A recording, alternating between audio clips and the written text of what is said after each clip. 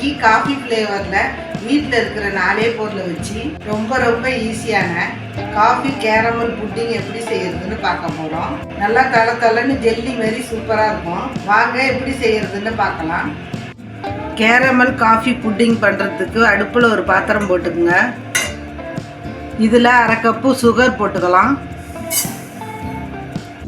இந்த ஜீனி நல்லா கரைஞ்சி கோல்டன் கலரில் வரணும். ஜீனி கரைய எப்படி கலர் மாதிரி வருது பாருங்க. இது மாதிரி ஜீனி கரைஞ்சி வந்த பிறகு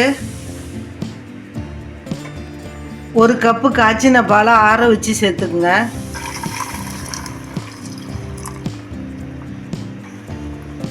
இந்த கேரமெல்லாம் நல்லா கரையிற வரைக்கும் நல்லா மிக்ஸ் பண்ணி விட்டுக்குங்க. இந்த கேரமல் நல்லா பாலில் கரையணும்.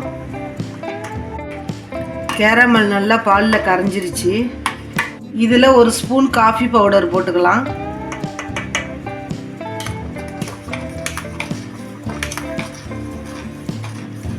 இப்போ ஒரு பவுலில் 4 ஸ்பூன் கார்ன்ஃப்ளவர் மாவு போட்டு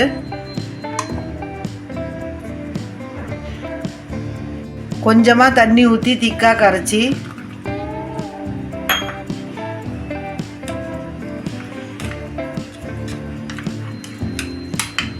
கட்டி இல்லாமல் கரைச்சிக்கங்க.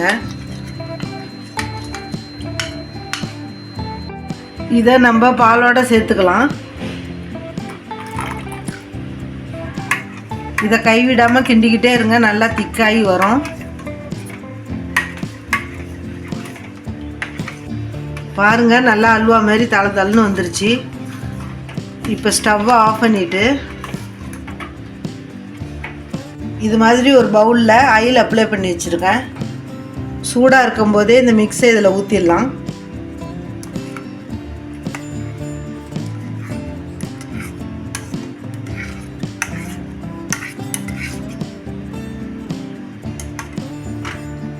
இது மாதிரி செட் பண்ணி ஃப்ரிட்ஜில் 2 மணி நேரம் வச்சு எடுத்துகிட்டு வந்துடலாம்.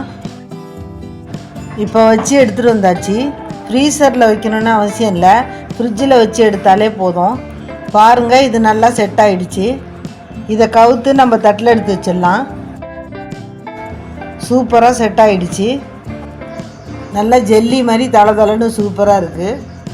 அப்படியே கடித்து சாப்பிட்ணும் போல் இருக்கா? உடனே போய் செஞ்சு பாருங்கள்.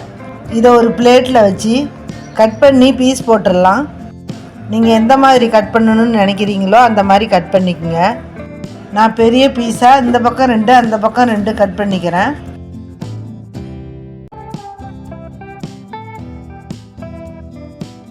நல்லா சூப்பராக காஃபி ஃப்ளேவரில் வாயில் போட்டதுமே கரைஞ்சி ஓடிடும். வெட்டும் போதே தெரியும் எவ்வளோ ஸ்மூத்தாக இருக்குன்னு பாருங்கள்.